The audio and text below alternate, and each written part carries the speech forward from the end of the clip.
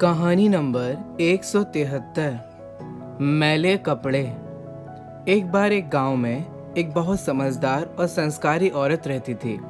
एक बार वह अपने बेटे के साथ सुबह सुबह कहीं जा रही थी। तभी एक पागल औरत उन दोनों माँ बेटे के रास्ते में आ गई और उस लड़के की माँ को बहुत बुरा भला कहने लगी।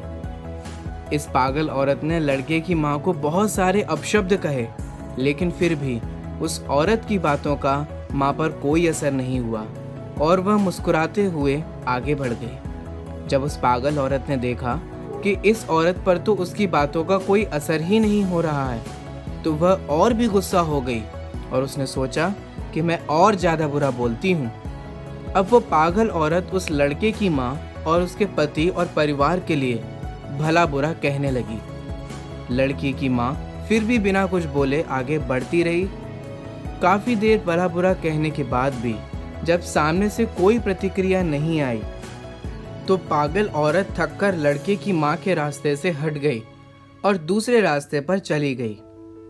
उस औरत के जाते ही बेटे ने अपनी माँ से पूछा, माँ, उस औरत ने आपको इतना बुरा भला कहा, पिताजी और घर के अन्य लोगों तक के लिए बुरी बातें कही, आपने उस दुष्ट की बातों का कोई जवाब क्यों नहीं दिया?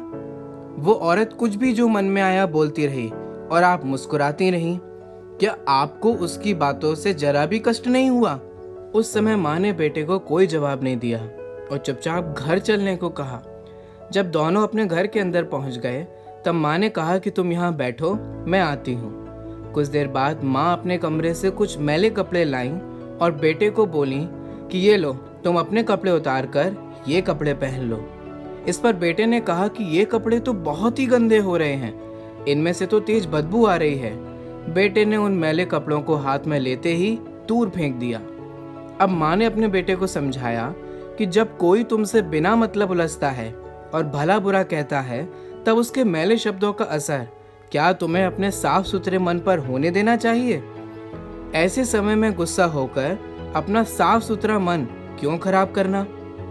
किसी के फेंके हुए मैले अपशब्द हमें अपने मन में धारण करके अपना मन नहीं खराब करना चाहिए और ना ही ऐसी किसी बात पर प्रतिक्रिया देकर अपना समय नष्ट करना चाहिए। जिस तरह तुम अपने साफ सुथरे कपड़ों की जगह ये मैले कपड़े धारण नहीं कर सकते, उसी तरह मैं भी उस औरत के फेंके हुए मैले शब्दों को अपने साफ मन में धारण कैसे करती। यही वजह थी कि मुझे उसकी बातों से कोई फर्क नहीं पड़ा। आपको ये कहानी कैसी लगी, ये हमें कमेंट कर कर अवश्य बताएं। अगर आपको ये कहानी अच्छी लगी हो तो इसे लाइक करें तथा अन्य लोगों के साथ शेयर करना बिल्कुल ना भूलें। आपने अपने बहुमूल्य जीवन में से कीमती समय निकालकर इस वीडियो को देखा, अतः आपका हृदय से बहुत बहुत धन्यवाद।